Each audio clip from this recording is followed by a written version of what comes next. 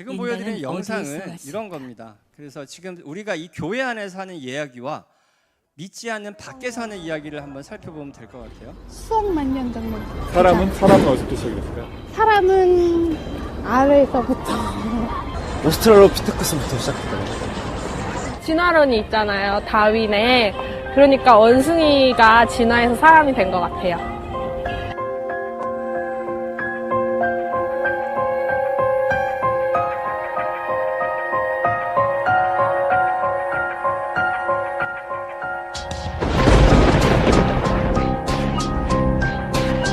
옛날에 사람은 이렇게 개처럼 4개 발로 기어다녔을 것 같아요. 네, 그런 진화론에 대한 증거들을 보면서 당연히 하나님에 대해서 의심한 적이 되게 많았던 것 같아요.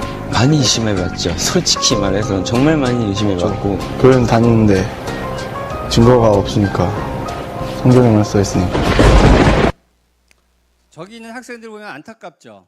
네, 안타까워요. 저도 개인적으로는 고등학교 2학년 때 오스트랄로피테쿠스가 학교에서 배운 다음부터 믿음을 개인적으로 저버렸어요. 저도 모태신앙이었는데 오스트랄로피테쿠스가 맞다면 성경은 다 이스라엘 설화집 정도밖에 되지 못한다는 생각 때문에 아주 심각한 저 신앙적 갈등을 사실 겪게 됐죠. 자, 이러한 사례들을 우리가 조금 더 살펴볼 필요가 있긴 한데요. 그 미국에서 2009년에 발간된 얼레드 간이라는 책이 거의 굉장히 많은 사람을 조사했는데 그 중에 606명은 특별히 복음주의적 가정에서 신앙생활을 잘하던 청년들이 나중에 교회를 떠나게 된 그 청년들에게 두 가지 다른 곳에서 설문조사를 한 거예요. 언제 교회에 출석을 포기했는가랑 언제부터 성경이 의심되었느냐. 근데 보면 어떤가요? 소수점짜리 뒷자리 빼고는 일치하죠. 이게 뭘 뜻하나요? 성경이 의심되면 교회를 떠난다는 거예요. 어떤가요? 당연한 거 아니에요? 성경이 의심되는데 교회를 나오는 사람이 더 이상한 거죠. 여러분, 성경이 의심되는데 교회 나올 수 있어요? 교회 뭐 떡고물이 많으니까 나오는 거겠죠. 교회 나오면 뭐 좋은 게 많나요? 성경이 의심되는데도 불구하고 나온다면 문제가 있는 거죠. 세상은요, 여러분이 알든 모르든 세계관 전쟁 중에 있습니다. 사람은 세계관이 모든 것을 좌우한다고 볼 수 있어요. 근데 우리가 세계관 책을 살펴보면요, 세계관 중에 가장 중요한 세계관이 바로 기원에 관한 세계관이에요. 우주 만물이 어떻게 생겨났는지에 대한 세계관이 딱 잡히면 나머지 인생관, 뭐 우리가 종교관, 사회관, 국가관 모든 것이 결정되는 거예요. 근데 이 우주 만물을 보면서 어떤 생각이 드나요? 물의 행성 지구나 저 아름다운 자연이나 이 아름다운 꽃, 지금 밤에 밖에 나가면 뭐 봄꽃이 너무 아름답죠. 여러분은 이 아름다운 색깔을 보면서도 얼굴은 우울한 얼굴들을 지금 하고 계시는 거예요. 꽃을 보면 미소가 지어지잖아요. 대부분의 동물들은 여러분 생명인 거 아시나요?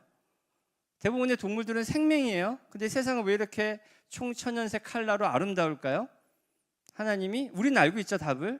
하나님이 우리 보고 하나님이 작품을 감상하면서 아름다움을 느끼고 미소 짓고 행복하라고, 여기 아주 아름다운 미소를 짓고 계시네요. 네. 자, 저 젊었을 때 사진은 아니고요. 네. 저 사람이 우리나라에서 가장 웃긴 사람이래요. 여자분들은 저 사람만 보면 다 웃는데요. 그냥 생긴 걸로 웃기는 사람. 저도 한때는 그랬는데 이게 망가져가지고, 이 세상은 여러분 시대 정신이라는 게 있습니다. 그 시대의 정신을 좌우하는 거죠. 여기 사실은 비기독교인도 한 분 제가 초청 한 분 하셨는데, 비기독교인들은 지금도 천동설, 지동설 이야기를 교회가 과학을 핍박한 아주 전통적인 사례로 알고 계십니다. 성경에서 천동설을 주장했나요? 성경은 그런 적 없어요. 그 중세시대 세계관이 천동설이었기 때문에 그냥 많은 사람들이 믿었고 그 당시에 기득권인 교회가 당연히 그걸 받아들였기 때문인 거예요. 근데 사실은 갈릴레오 갈릴레이가 절 주장하던 시절에도 이미 굉장히 많은 과학적 증거는 지구가 돈다는 걸 알고 있었어요. 하지만 세계관이 그랬기 때문에 그걸 받아들이는데 굉장히 많은 시간이 걸렸죠. 지금은 어떤가요? 세상 밖에 나가면 교회에서는 창조론, 진화론 이런 얘기를 하지만 바깥의 사람들은 진화론을 당연히 과학적 사실로 알고 있고, 그거 아니라고 생각하는 사람은 마치 지구 평평설 주장하는 것 같다 정도로 치부해버린다는 겁니다. 그렇게 배우고 있는 아이들이 학교에서 갈등을 겪게 되겠죠. 이 모든 것은 결국 세계관이란 것에 달려 있습니다. 지금 세계관은 조금 전문 용어로 자연주의라는 세계관을 갖고 있어요. 세상 모든 것은 물리적 법칙과 화학적 법칙으로 다 해석할 수 있다는 사조를 갖고 있어요. 따라서 어떤 현상이 일어나면 그 모든 현상은 이런 과학주의라고 하는 이름 하에 과학으로 다 해석할 수 있다라는 논리를 갖고 있습니다. 여기 앉아 계신 아까 뜨겁게 찬양하시던 여러분은 어떤가요? 막 믿지 않는 사람들이 저 바깥에서 이걸 보면 광신도들인가 보다 막 소리 지르고, 앞에 저기 잘생긴 청년은 막 땀을 뻘뻘 흘리면서 막 찬양하는 모습을 보고 얼마나 저는 감동스러운데 바깥의 사람들은 광신도라고 하지 않겠어요? 우리의 세계관은 기독교적 세계관이죠. 우리는 누가 진리인가요? 목사님이 진리인가요? 네, 성경 말씀이 진리죠.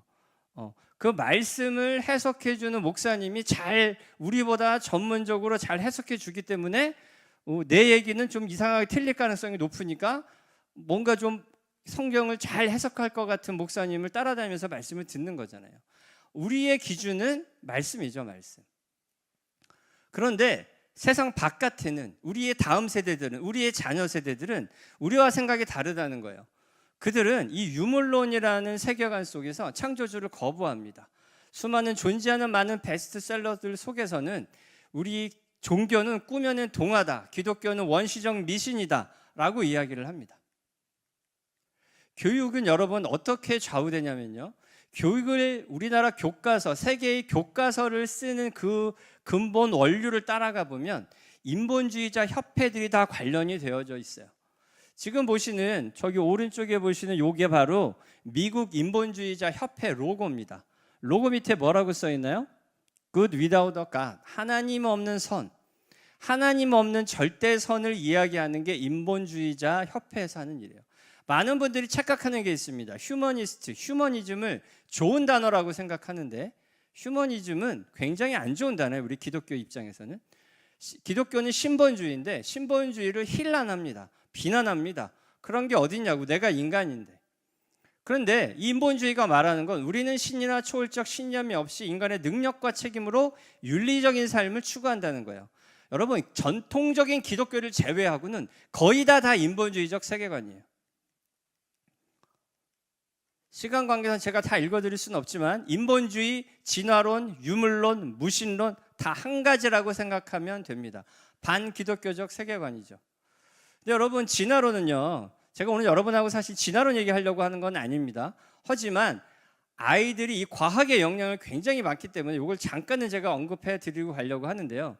이 진화론적 세계관은 굉장히 나쁜 세계관이에요. 이것은 종교와 관련 없이도 나쁜 세계관입니다. 진화론이 맞다면 어떤가요? 지금도 제 앞에 이 컵을 닫는 아주 간단한 뚜껑이 있어요. 이 뚜껑이 여기 왜 있을까요? 답은 둘 중에 하나예요. 이 컵에 먼지 들어가지 말라는 목적을 갖고 누가 디자인해서 만들었거나 아니면 지절로 생겼거나, 두 가지 외에 다른 답을 낼 수가 없어요. 이 세상 우주 만물은 어떻게 생겼을까요? 저절로 만들어졌거나 누가 만들었거나, 둘 중에 하나의 답밖에 없습니다. 근데 저절로 우연히 만들어졌다는 진화론이 맞다면, 이 말이 맞다면 사후세계는 있을까요, 없을까요? 사후세계는 당연히 없죠. 영혼도 없습니다. 최후의 심판도 없습니다. 다 없어요. 없으면 그 없다고 생각하는 아이들의 마음속에는 절대 진리가 없고 절대 선이 없기 때문에 기준이 없는 거예요. 내가 하고 싶은 대로 하면 되지 않겠어요? 약한 자를 때리고 약한 자를 공격하고 왕따시키는 일부터 오래 살기 위해서 인육도 먹을 수 있다는 기가 막힌 생각들을 하게 된다는 겁니다. 이런 저의 말이 과장인지 진짜인지 제가 증거를 보여드리겠습니다. 미국 같은 경우는 여러분 잘 아시는 분도 아시겠지만 1967년 테네시주에서 처음으로 진화론 교과서를 가르치기 전에는 창조론 교과서만 학교 교육에서 가르쳤어요. 근데 1925년에 원숭이 재판이라는 게 미국에서 열리면서 ACLU라는 시민 미국 자유연맹이라는 곳인데 이게 무신론자 협회들이에요. 이 사람들이 40년 동안 여론 전쟁을 하고 언론 플레이를 하면서 미국의 교과서 체제를 바꿨어요. 그래서 미국의 진화론 교육을 시작한 거예요. 그래서 여기 차트에 보시는 것처럼 1967년 이후에 교과서 내의 진화론 용어 사용 횟수가 급격하게 늘어납니다. 그러면 그 사회가 어떻게 변했을까요? 통계 자료에 의하면 보시는 것처럼 성병 감염 횟수가 이때부터 급격히 늘어납니다. 그리고 혼전 임신 비율이 늘어나기 시작하고요. 강력범죄 건수가 늘어나고 수능 점수는 오히려 떨어지고요. 이혼율이 올라가고 아동학대는 뭐 말도 못하고 청년들의 마약 복용이 급격하게 늘어납니다. 이 조사를 단행한 이 단체의 창립자인 게이블러 부부가 한 이야기를 저 파란색 글씨인데 보이시면 다 같이 한번 읽어볼까요? 시작. 여러분 결국은 이런 말이 있어요. 그 존 듀이가 한 말이기도 한데 이 나라를 공산주의 국가로 만들고 싶으면 교과서에 공산주의 사상을 쓰면 되고 이 나라를 민주주의 국가로 만들고 싶으면 교과서에 민주주의 사상을 집어넣으면 돼요. 맞지 않나요? 그걸 10년, 20년 배운다면 국민성이 바뀌어버리는 거예요. 너무나 당연합니다. 진화론적 사고로 5년, 10년, 20년 교육받은 그 세대가 어떻게 될까요? 뻔한 거 아니겠어요? 우리나라 아이들이 학교에서 뭘 배우는지 많은 다음 세대분들이 몰라요. 죄송하지만 여기 내가 자녀가 초등학생 이상의 자녀를 내가 집에 두고 있다. 여기 다 총각이신가요? 몇 번 안 되시네요? 나 자녀들이 없으신가 봐요. 이 두 줄은. 와우. 애 낳으셔야 되는데. 자, 그래요? 그 아이들이 학교에서 뭘 배우는지 목사님들이 잘 모르세요. 전 너무 안타까워요. 지금 제가 보여드리는 건 2015 개정 교육과정에서 재작년까지 고등학교 1학년 통합과학 교과서 첫 페이지입니다. 과학 교과서 첫 페이지가 뭐로 시작하냐면 나는 무엇이었을까로 시작합니다. 나는 오래전 네 발로 올라타던 나무에서 내려와 두 발로 걷기 시작한 최초의 인간으로 시작된 나는 이라고 고등학교 과학 통합 교과서에서 바로 시작합니다.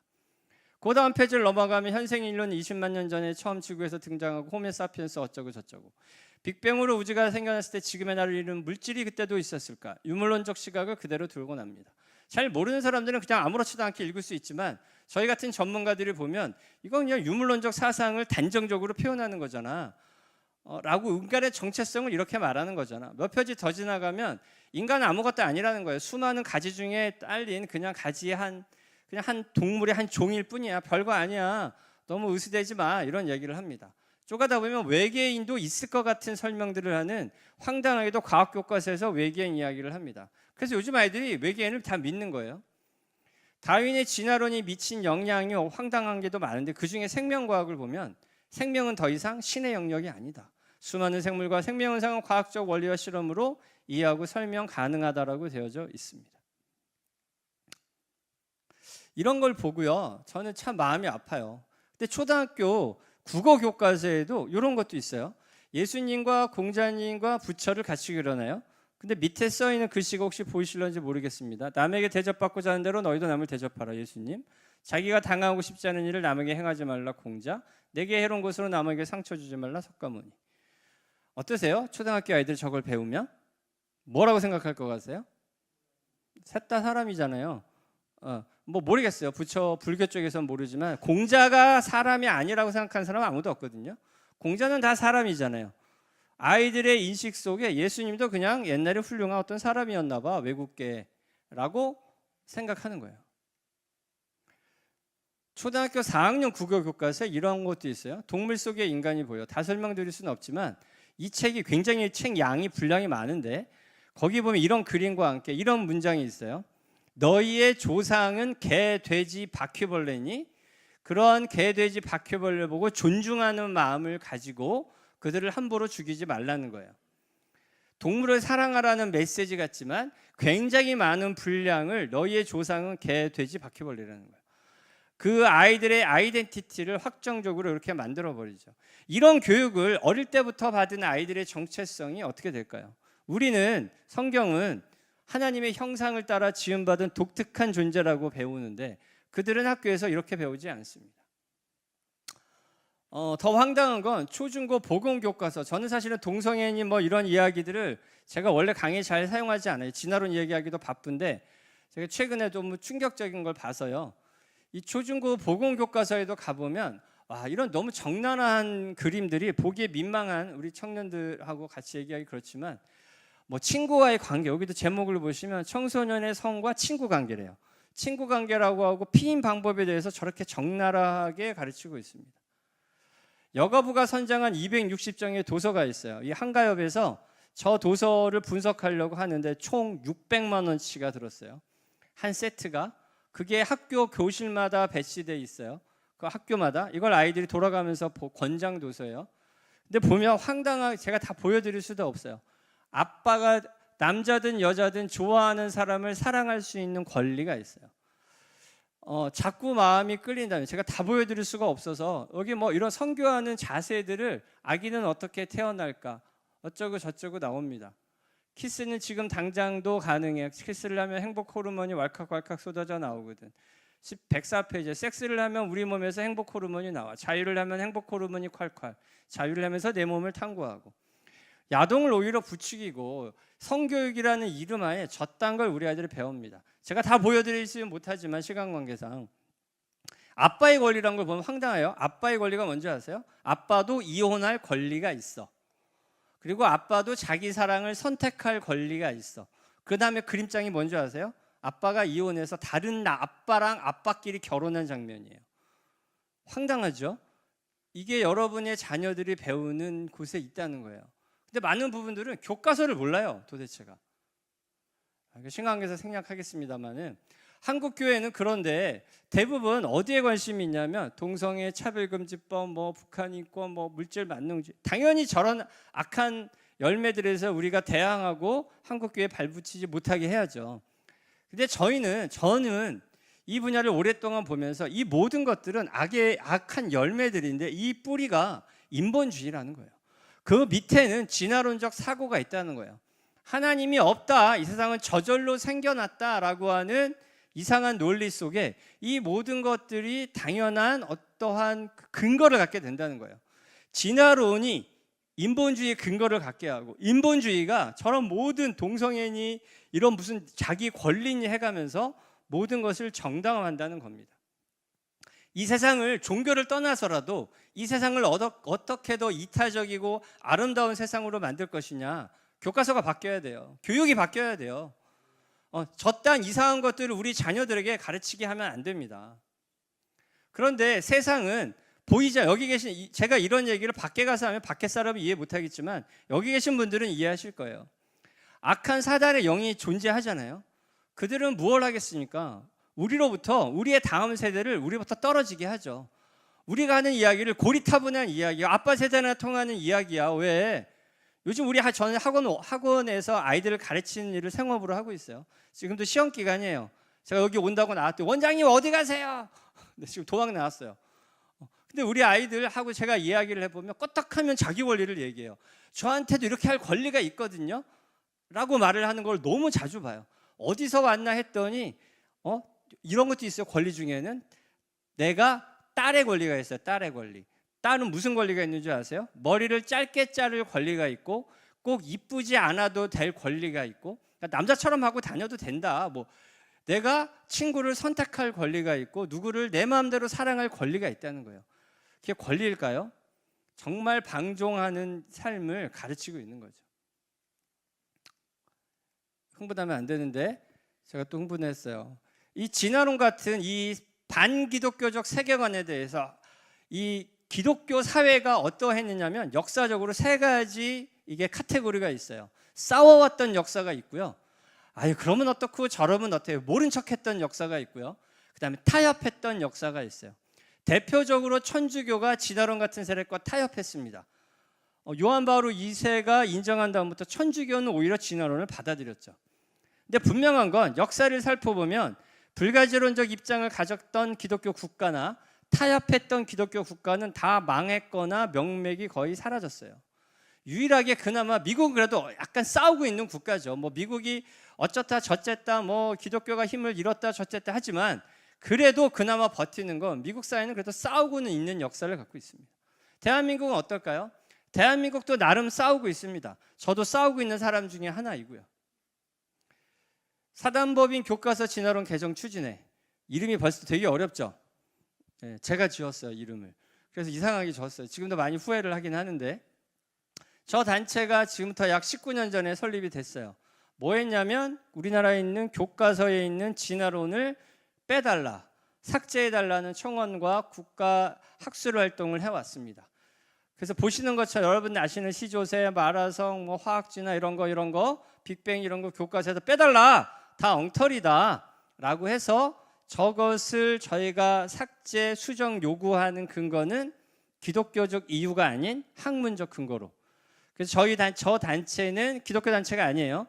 학술 단체입니다. 교육부 소속 학술 단체로 학문적인 싸움을 20년 가까이 해왔어요. 저런 일을 할 때 저보고 미친놈이다, 그게 될 일도 아닌데 왜 그런 짓을 하고 있느냐, 더럽게 할 일도 없나 보다 하는 무수한 욕을 먹으면서 했죠. 홈페이지를 만들고 블로그를 만들고 사람들을 찾아다니고 교수님들을 모으고 이런 시정 강의를 하고 뭐 이런 교과서 관련 내용이 있으면 청문회도 쫓아다니고, 저는 책자를 만들어서 배포하고 학술위원회를 조직해서 사업을 하고 포럼을 열고 학술지를 발간하고 정기 모임을 합니다. 회원들과 여행도 가고요. 교사들이 기독교사들이 현장에서 가르칠 수 있는 교사 지료 자료 같은 것도 만들고요. 요즘 애들이 안 보니까 유튜브 채널도 만들어서 쇼츠 영상들을 만들어서 배포도 하고 있고 책도 씁니다. 이런 일을 몇 년째 했다고요? 이제 저건 작년 이야기니까 이제 19년째 하고 있어요. 19년째. 사람들이 계란으로 바위치기라고 했습니다. 근데 지금 20년 가까이 지난 지금 어땠을까요? 지금 보시는 것처럼 2022년 이 개정 교육 과정에 저희가 청원한 내용의 76%는 삭제되거나 수정됐어요. 그래서 그 내용에 대해서 제가 만나는 분들에게 하나님이 원하시면 계란으로 바위도 깨트릴 수 있다라고 하는 말씀을 드립니다. 다 설명드릴 시간이 없어서 시조새 얘기만 하나 하면요. 시조새가 사람들은 지금도 진화론의 굉장한 아이콘이라고 알고 있습니다. 2009 개정교육과정 교과서에 보시면 여기에 시조새가 아주 중요한 생물로 나와 있죠. 진화론의 대표적인 증거입니다. 저희가 2011년에 시조새는 정말 말도 안 되니까 애들 교과서에서 있던 말도 안 되는 어떻게 파충류와 조류의 중간종이 될 수 있느냐, 학문적인 근거가 없다라는 것에 대해서 우리가 청원을 하고 2013년 교과 수시 개정에서 뭐가 빠졌나요? 시조새 그림만 쏙 빠졌죠. 나머지는 그대로 두고. 그리고 2015 개정 교육 과정에서 보면 여기 글씨가 잘 안 보이실 텐데 상상도라는 말, 시조새는 상상도로 그린 거다라는 표현을 하고 아주 짧게 갑니다. 드디어 2022 개정 교육 과정에서는 그 자리에 익룡이 등장하고 시조새는 완전히 삭제됐어요. 뭐 말화석 삭제됐고요. 뭐 화학 진화라 그래서 이 바다에서 유기물이 합성되고 유기물에서 원시 세포가 나왔다는 이 황당한 얘기도 처음에는 막 실험된 것, 실험 막 자료가 나와서 막 실험으로 증명된 것처럼 표시하다가 2015에는 가설로 표시하다가 2022에는 모두 삭제됐어요. 여러분들의 표정은 별로 놀라운 표정이 아닙니다. 굉장히 놀라웠고, 이 일을 하는 동안 20년 가까이 진짜 피땀 눈물이라고 하는 그 BTS가 부르는 무슨 제목에도 피땀 눈물이 있더라고요. 그거 보면서 우리가 피땀 눈물을 흘렸는데, 저 기린 황당한 이야기들, 뭐 인류 진화 가설들 다 많이 삭제됐고요. 그럼에도 불구하고 교과서를 분석하면 아직도 제거하고 문제가 너무 많은 대상이 20가지나 있어요. 그래서 저걸 위해서 앞으로도 싸울 일이 더 많이 남아져 있어요. 우리 여러분 교진출한 단체를 위해서도 기도해 주셨으면 좋겠어요. 제가 여러분에게 드리는 말씀은 이래요. 왜 전도가 되지 않을까? 왜 애들은 교회에 나오지 않을까? 왜 이렇게 전도를 했는데 전도가 안 될까? 그럼 많은 분들은 사람들이 이제 교회를 찾을 이유가 없어서 그래. 다 잘 먹고 잘 사는데 뭐 바빠서 그렇지. 하지만 저는 이런 말씀을 드리고 싶어요. 젊은 세대들의 마음속에는 신념 자체가, 세계관 자체가 과학주의입니다. 보시는 것처럼. 그리고 이 시대정신이라는 게 있고요. 또 하나 이 미국의 진화론자가 만든 논리인데 이 노마 원리라는 게 있어요. 진화론은 과학이고 창조론은 종교라는 프레임이 있어요. 지금 저는 정치 얘기를 절대 안 합니다. 정치가 워낙 민감해서. 여기도 아마 흔히 말하는 그 우파와 좌파가 있으실 거예요. 그죠? 그래서 정치 얘기하면 굉장히 민감하죠. 근데 통상적으로 어떤 프레임이 있나요? 우파는 친일파고 좌파는 빨갱이고 뭐 이런 프레임들이 있잖아요. 그걸 들으면 막 열받죠. 그러니까 서로 막 교회 안에서도 막 싸웁니다. 네가 옳다, 내가 옳다, 언제 그랬느냐. 왜냐하면 프레임을 한번 씌우면 그 프레임을 벗어나기가 어려운 거죠. 이 노마 원리가 진화론자가 만든 거예요.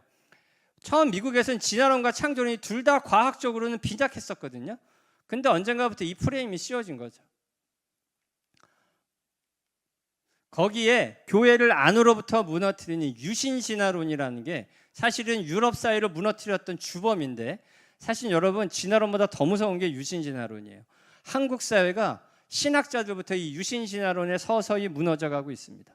외국에서 배워온 신학자들이 신학계를 물들이고 있고 교회를 무너뜨려요. 무슨 교회에서 진화론 얘기 왜 하고 그래? 과학 얘기 이런 거 하지 말고 우리는 그냥 예수님만 찾고 찬양만 하면 되는데 그냥 자꾸 그런 걸 찾으니까 오히려 기독교가 반감만 없잖아, 이런 이야기를 합니다. 정말 그렇지 않아요. 이 세계관의 문제를 교회에서 먼저 딱 부러지게 가르쳐주지 않으면, 창세기 1장부터 11장이 역사적 사실이라고 교회가 올바로 선포하지 못하면 요한계시록을 어떻게 가르칩니까? 시작을 못 가르치는데 끝을 어떻게 가르칩니까? 여기서부터 잘 가르쳐야죠. 여러분, 이단들은 어떻게 하는지 아세요? 우리나라의 현재 기독교 인구가 약 850만이니 840만이 그럽니다. 근데 그게 조금 과장됐다는 소리가 있어요. 뭐 좀 적게 잡으면 700만에서 800만이죠. 근데 공식 이단 협회에 들어가면 이단들이 있는데요. 공식 이단이 200만 명이 넘는 거 아세요? 한국에서 공식 이단으로 지정한 단체에 속한 신도수가 200만이 넘습니다. 어마어마하죠. 근데 이단들이 뭐 하냐면, 이단들은요 가만히 있지 않아요. 왜 이단들의 수가 이렇게 급격히 늘어날까요? 특히 이단들은 다음 세대의 관심들이 너무 많습니다. 제가 이걸 다 설명드릴 수가 없는데, 템플스테이 아시죠?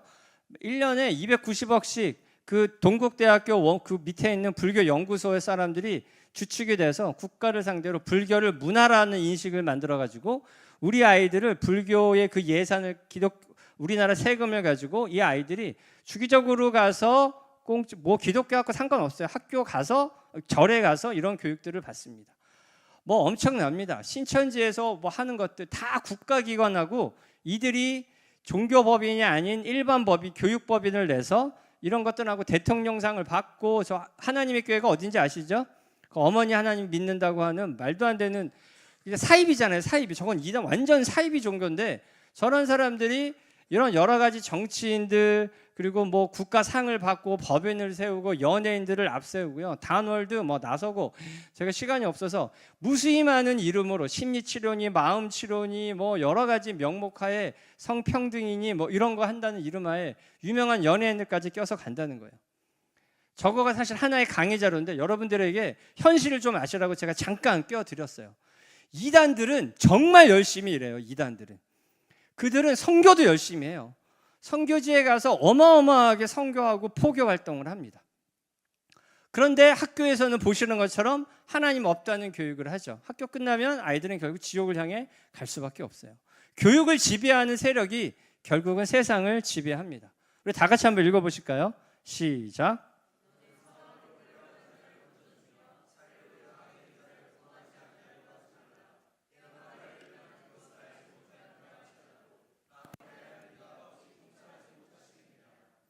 제가 가끔 강의할 때 이런 말을 해요. 여러분은 오늘 재수가 조금 없으십니다. 우리 성경 말씀을 보니까 이런 사실을 몰랐으면 몰랐을까? 알았는데 모른 척하면 될까요? 안 될까요? 안 됩니다. 기도를 하시든 무엇을 하시든 우리의 다음 세대가 지옥불을 향해 다 걸어가고 있고, 우리의 이단들도 우리를 훨씬 넘어서는 열정을 가지고 그들을 끌고 가고 있고, 학교 교육은 하나님 없다는 교육을 저렇게 마구잡이로 하고 있는데, 그냥 우리 크리스찬들은 요즘 애들이 교회 안 나오지, 요즘은 전도하기 너무 어려워 이러고 한탄만 하고, 그냥 없으면 뭐 우리끼리라도 열심히 기도합시다 라고 끝낸다는 거예요. 이를 위해서 저희가 아까 소개시켜드린 이 다음 세대의 문제만큼은 왜 전문단체가 없을까? 다 다음 세대 다 말만 하지.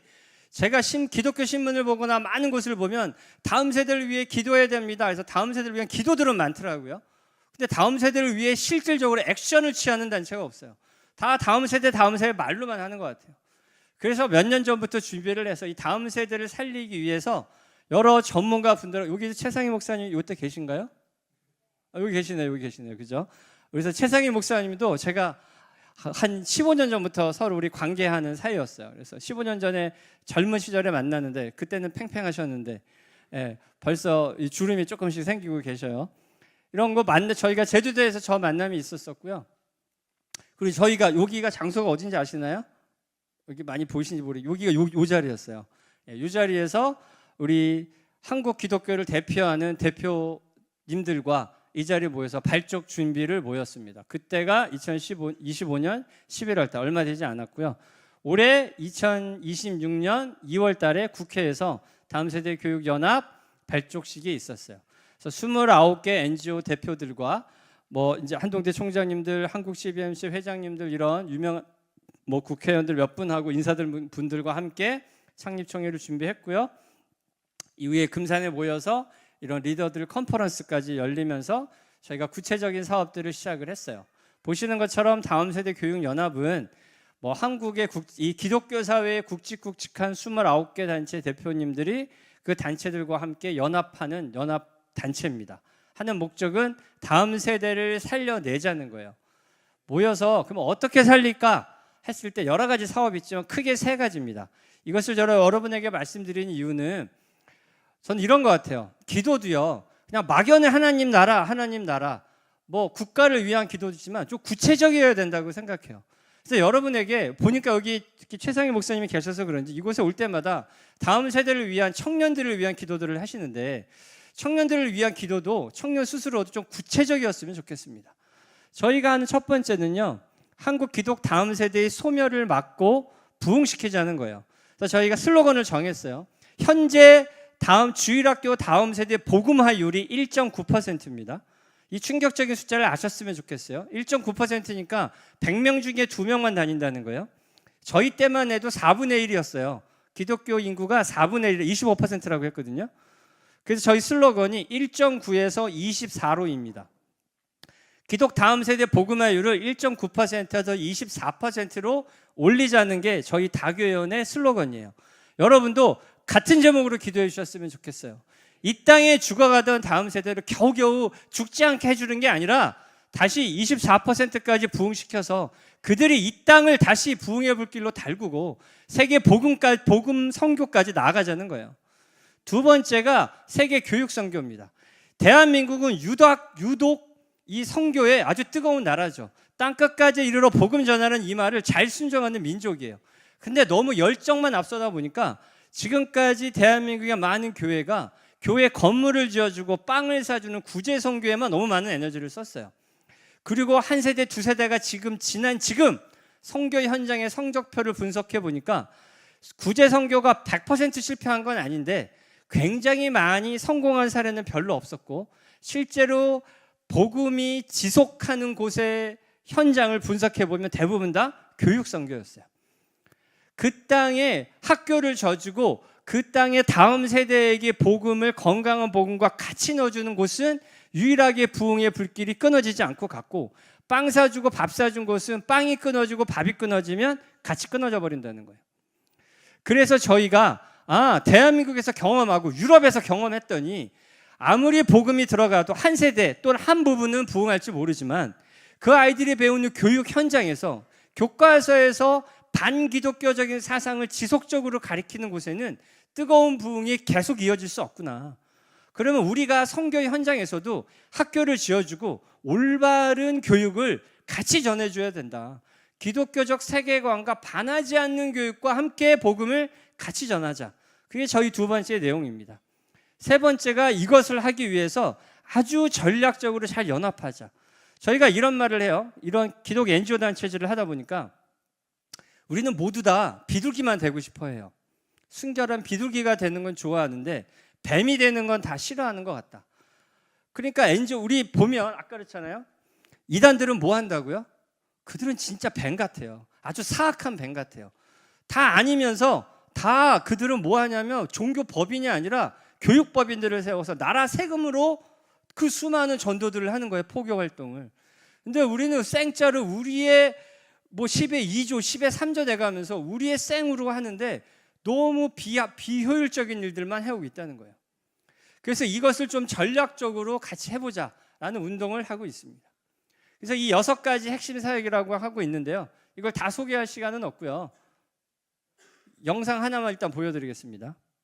자녀 제자와에 관한 이야기고요. 이 두 가지 모두를 쉽고 재미있게 해결할 수 있는 거 어디 없을까요? 바로 다니엘 칼리지가 있습니다. 다니엘 칼리지는 한동대학교와 함께 헌신된 한동대학교 학생들을 선발하고 훈련하여 매일 우리 자녀들을 위해 기도하고 함께 성경을 읽고 창의적으로 표현하며 영어로 말씀을 암송할 수 있도록 도와 우리 자녀들의 영혼에 하나님 말씀을 아로새기게 됩니다. 영어 암송 구절을 문법적으로 분석하여 말씀을 입체적으로 이해하게 하고 또한 진리를 붙잡고 씨름하며 치열하게 토론할 때 지성의 눈을 뜨게 됩니다. 무엇보다 청소년들의 신앙을 무너뜨리는 거대한 거짓말인 진화론의 허구를 하나씩 배우게 되며 효, 정직, 인내, 겸손과 같은 성품을 차례로 익혀 하나님과 사람에게 사랑받는 자녀로 성장케 하고 성경적인 재정 과목을 통해 돈의 종이 되지 않고 돈을 유용한 종으로 부리는 지혜로운 청지기가 되도록 안내받게 됩니다. 정치, 일, 미디어, AI, 뉴스 등의 사회 전반을 성경적인 세계관으로 볼 수 있게 합니다. 다니엘 칼리지 소개를 들었을 때 저게 내가 집에서 아이들하고 늘 함께 하고 싶었고 해야 된다라고 생각하고 있었던 건데 아이들이다 보니까 아빠가 얘기하면 또 잘 안 통하는 부분도 있고 그런 늘 어려움이 있었는데 저렇게 한다니까 참 우리 교육 철학에 딱 맞구나. 정말 필요한 교육이다 싶었고 우리 아이들도 했으면 좋겠다는 생각이 들었어요. 물론 부모가 멘토가 되어야 되는 건 맞지만 그래도 부모가 다 해줄 수 있는 게 아니잖아요. 그래서 정말 우리 아이들 더 공감해 줄 수 있는 어떻게 보면 형, 누나 이런 멘토들을 만나서 더 멋있는 신앙인으로 자라날 수 있을 거라 기대하는 마음을 가졌습니다. 다니엘 칼리지 추천합니다. 네, 지금 보시는 거는 제가 여러분 중에 아까 부모님들이 몇 분 계시다고 해서 저희 다교연이 하는 6가지 사업 중에 가장 중요한 사업이 하나가 저희는 이런 생각을 했어요. 우리의 자녀들을 하나님의 말씀으로 가르쳐야 되는데 얘네들이 학교 다니고 학원 다니기 바빠요. 그리고 일주일에 한 번 잠깐 교회 나와서 거의 졸면서 예배 마치고 가버리는 거예요. 그러면 가정에서라도 제자화를 똑바로 해야 되는데 일단 부모님들도 너무 바빠요. 그리고 조금 전문적이지 못하신 경우가 많아요. 그래서 생각한 게 저희가 3단계인데 첫 번째가 온라인으로 남아 부모가 자녀에게 해야 되는 제자화 교육을 전문가에게 좀 의뢰하는 온라인 방과후 스쿨을 기획하게 됐어요. 그게 온라인 다니엘 칼리지라고 하는 겁니다. 그런데 신뢰성을 확보하기 위해서 한동대학교 학생들 중에 영어가 능통하고 신앙이 똑바른 선교사 자녀들을 튜터로 선발을 해요. 경쟁이 굉장히 치열합니다. 왜냐하면 시급을 3만 원에서 4만 원까지 줘요. 요즘 알바가 3, 4만 원짜리가 없잖아요. 시급 3, 4만 원을 주고 한동대 학생을 뽑느라고 한동대에서는 굉장히 치열합니다. 그래서 거의 그 웬만한 장학금 받는 것보다 치열한 경쟁을 거쳐서 튜터가 되면 그들을 한동대에서 교육을 또 시켜요. 그들이 뭐 하냐면 조금 전에 본 것처럼 전문가들이 분야별로 만든 책과 좀 이따 제가 끝나고 뒤에 가면 그 다니엘 칼리지 교재랑 이런 거 제가 샘플을 가져왔어요. 관심 있으신 분들은 보시면 돼요. 그래서 대학생 튜터 1명이 학생 5명을 전담을 합니다.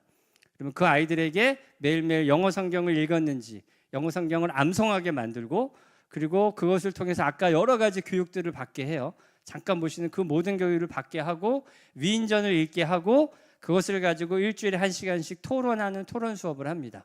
AI를 어떻게 받아들여야 할지, 돈을 어떻게 해야 되는지, 부모에게 왜 효도해야 하는지, 왜 감사한 마음으로 밥을 먹어야 하는지를 체계적으로 합니다. 언제부터? 만 6세부터 고3까지. 올해 1월 달에 런칭을 해서 1월에 학생 250명을 모아서 저희가 1기 교육이 시작됐고요. 4월 달에 2기 학생 250명도 아주 조기에 마감이 돼서 또 시작을 했고요. 이제 7월에 또 시작을 합니다. 그래서 이 학생들이 1년에 1000명씩 계속해서 고3 때까지 졸업을 한다고 보시면 되고요.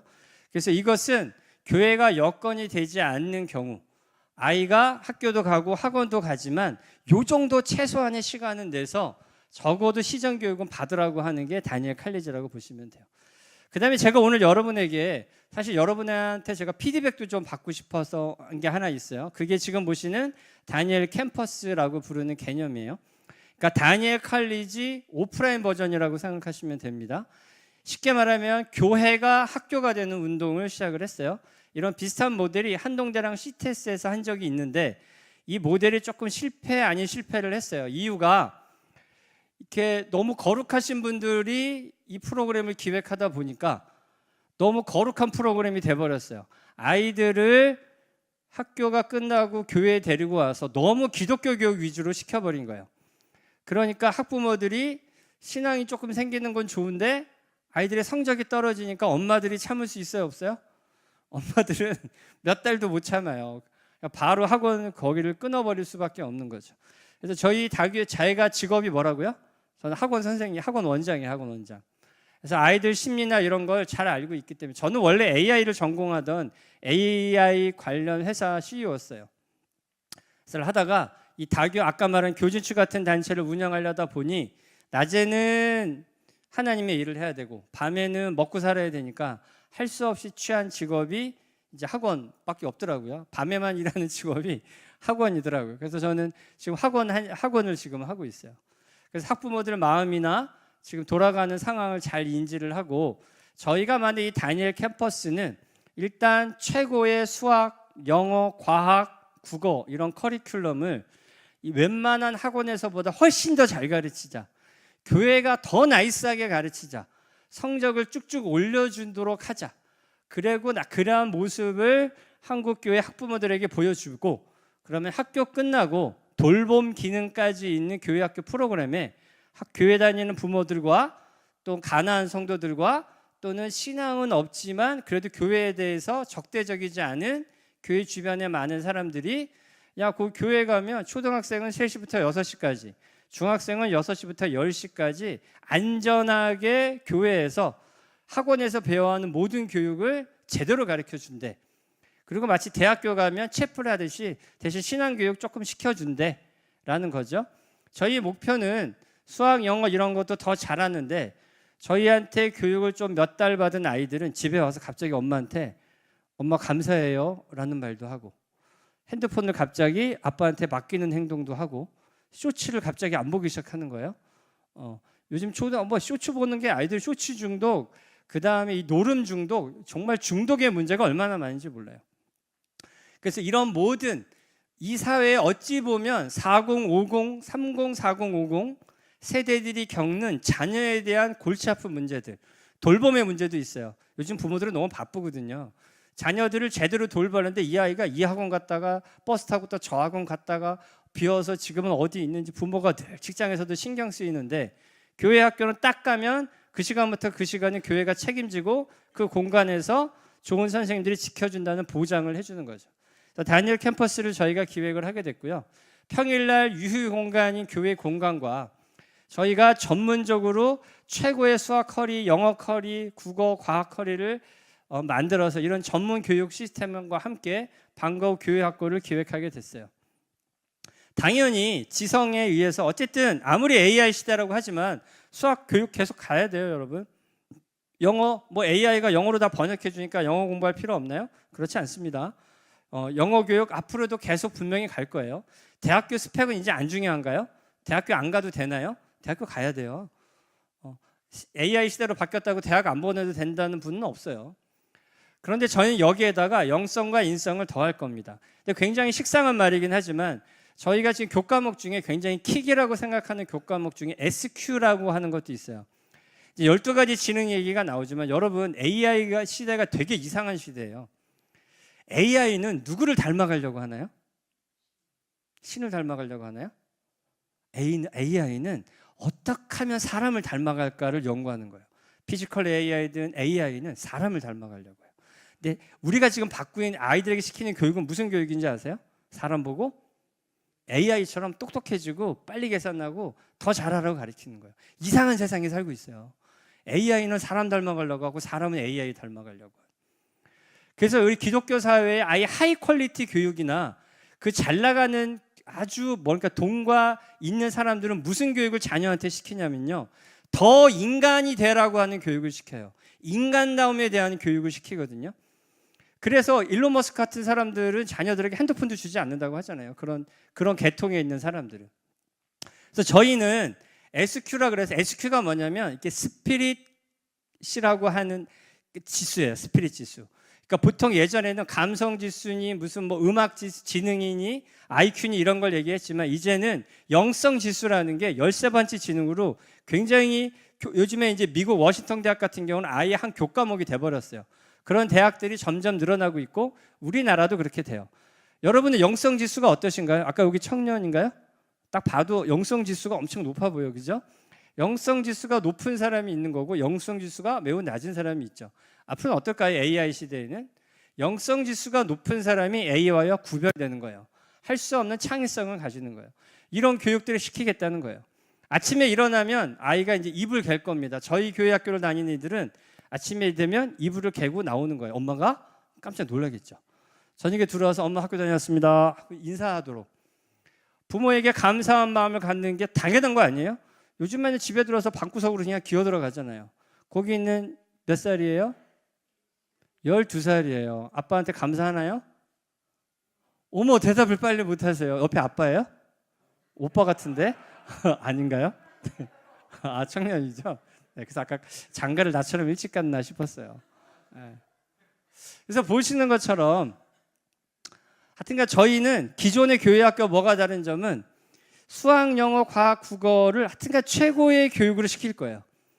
근데 이런 프로그램이 중요한 게 뭐냐면 선생님은 어디서 구하나요? 저희가 연합단체잖아요. 저희 연합단체에 등록된 전문인들만 2만 명이 넘어요. 그분들 중에 그 지역 어느 교회가 그래서 여기 최상희 목사님이 섬기시는 여기 은정교회도 요 교회학교 프로그램을 저한테 신청을 하셨어요. 여기 학생이 몇 명이 되든 이 학교 자체적으로 수학 선생님이 없으면 저희가 훈련받은 수학 선생님을 여기에 파견해 드릴 거예요. 그 시간에 수학을 가르치도록. 영어 선생님이 없으면 파견해 드릴 거예요. 대신 우리 교회는 여기 헌신할 수 있는 영어 선생님, 저희는 다 공짜가 없어요. 다 돈을 페이를 하고 또 페이를 받고 하는 프로그램이에요. 페이는 학원비 정도 수준을 학부모한테 받을 거예요. 그리고 그 돈을 가지고 다 이런 교육 프로그램이 가능하도록 설계를 할 겁니다. 그래서 교육 서비스 프로세스는 보시는 것처럼 교회가 장소를 제공하고요. 우리 교회는 자원봉사에서 아이들 간식 정도는 챙겨줄 수 있어요. 아이들이 왔는지 안 왔는지 해줄 수 있어요. 그러면 이렇게 자원봉사 이런 걸 합니다. 그리고 여기 아카데미에서 캠퍼스를 운영할 수 있는데 교회는 일종의 직영점이 되는 거예요. 교회는 교회의 원비를 내는 것도 다 캠퍼스에 하는 거 교회하고는 상관없이 다 프로세스가 돌아가도록 되어져 있어요. 교회는 장소만 제공하면 되고요. 다만 교회가 참여하고 싶은 마음이 있을 때는 자원봉사라든지 저희가 뒤에 간단한 커리를 잠깐 나눌 수 있을 텐데 시간 관계상 이 아이들이 학교에 저희 교회 학교에 오면 제일 처음에 간식을 먹으면서 보시는 것처럼 바이블 크래프트라고 하는 걸 합니다. 매일매일 오자마자 그날 읽어야 하는 영어 성경 한 구절이 있어요. 여기에 보고 자기 소감문을 쓰게 돼 있고요. 지금 저기에 우리 깨봉에 어느 한 분도 와 계신데 제가 해본 것 중에는 깨봉 수학이라는 게 창의 수학으로 되게 좋더라고요. 혹시 깨봉 아시는 분 있나요? 안타깝게도 생각보다 분발하셔야겠어요. 깨봉을 아는 분이 한 분도 없네요. 근데 제가 수학 선생인데 깨봉이라고 하는 창의 수학이 굉장히 좋은 아주 퀄리티가 있는 수학이에요. 그래서 이런 깨봉 수학 같은 것들을 할 것이고요. 매스 플래시라고 저희 학원도 하고 있는 수학이 있어요. 이런 것도 이제 대신 창의 수학만 하면 되는 게 성적은 계속 올라가야 되잖아요. 교회 학교를 보내는데 성적이 떨어지면 안 돼서 예를 하나 들어드리는 거예요. 나중에 깨봉 수학을 안 할 수도 있고 매스 플래시 아닌 다른 걸 할 수도 있어요. 근데 그건 이제 그 지역이나 그 분들이 원하는 대치동 수학이 다르고 여기 강남 수학이 다르고 수원이 다르고 다 지역마다 좀 차이가 있거든요. 학부모들이 원하는 커리에 맞춰서 저희가 플랫폼들을 가져갈 거예요. 영어 지금 하는 커리들, 각종 프로그램들, 여기에 또 독서 인증 프로그램인 게 있어요. 여러분들 여기 자녀들 계시면요, 책 많이 읽히세요. 좀 요즘 고등학교 영어 시험은요, 영어 단어를 몰라서 시험 성적이 안 나오는 게 아니에요. 아이들이 문해력이 없어서 영어 단어를 알고 독해도 다 되는데 문장이 너무 길어서 그 문장에서 말하는 요지가 무엇인지 파악이 안 되는 거예요. 정말 문해력이 문제예요. 그래서 저희 이 프로그램에는 이 독서 인증 프로그램을 하는 프로그램이 잡혀져 있어요. 이게 요거는 저희가 만든 게 아니고 서산 꿈의 학교에서 하는 프로그램이 있어요. 42.19 그 마라톤을 찍듯이 하루에 1년에 약 400건 정도를 읽으면 완주하는 프로그램이 있거든요. 그래서 아이들이 요거 뛰어가는 모습에 또 이렇게 열의를 가지고 1년에 책을 읽어 나갑니다. 그리고 여러 가지 보시는 것처럼 재정, 사회, 과학, 성품 같은 다양한 교육들을 실천하고요. 학교에서 실제 아까 보셨죠? 진화론적이나 또 동성애나 이런 걸 잘못 배우면 이런 걸 시정하는 교육을 와서 우리 교회 학교에 오면 일반 수업을 하지만 약간의 시간을 내서 너 학교에서 이렇게 배웠지? 근데 사실은 세상은 남자와 여자만 있는 거지 내가 성을 마음대로 선택하는 건 이러이러한 점에서 잘못됐어. 왜 잘못되는지를 과학적인 근거와 함께 시정해주는 수업이 또 들어갑니다. 여러분 아시는 어성경 읽어진의 이예실 원장님 그 큰 단체도 저희 연합단체로 돼 있어서 여기 같은 경우도 그 성경 공부를 굉장히 재미나게 하는 프로그램이 있어요. 그래서 이것도 선택 과목으로 저희가 할 수 있도록 다 넣어놨고요. 그 다음에 학교 끝나고 왔는데 여기서 교회에 왔더니 너무 공부만 또 시켜. 그러면 또 그렇잖아요. 아이들이 또 즐거움도 있어야 돼서 일주일에 2시간씩은 이렇게 재미난 시간들도 갖고 있습니다. 이렇게 여러 가지 지금 뭐 시간 관계상 초등부 커리, 그다음에 중등부 커리, 방학 프로그램 커리가 다 짜여져 있어서 교회가 뭐 교회는 이제 악기가 많은 곳이라 악기를 갖고 다음 세대들과 청년들이 링크할 수 있으면 그런 것들도 이제 저희가 선택 과목을 할 수 있도록 되어져 있어요. 결국 저희가 하려고 하는 것은 바로에게 빼앗겨버린 교육을 다시 교회가 찾아오자는 거예요. 그 아이들을 교회에서 우리가 직접 가르치자는 거예요. 그래서 저희끼리 이런 말을 합니다. 가이사의 돈으로 가이사의 교육은 시키고 학교에서 그것까지 다 뺏어와서 우리가 너무 다 시킬 필요는 없고 세상 교육은 가이사의 돈으로 우리도 세금 내니까 그 돈으로 시키게 하고 대신 학원만 보내게 되면 정말 우리가 가르칠 시간이 없잖아요. 그래서 학원 보내는 시간을 교회의 평일은 놀고 있으니까 이 건물에 와서 아주 전문가들이 제대로 시키고 조금씩 우리가 꼭 필요로 하는 기독교 교육을 여기에 살을 붙이겠다는 게 저희 큰 목표입니다.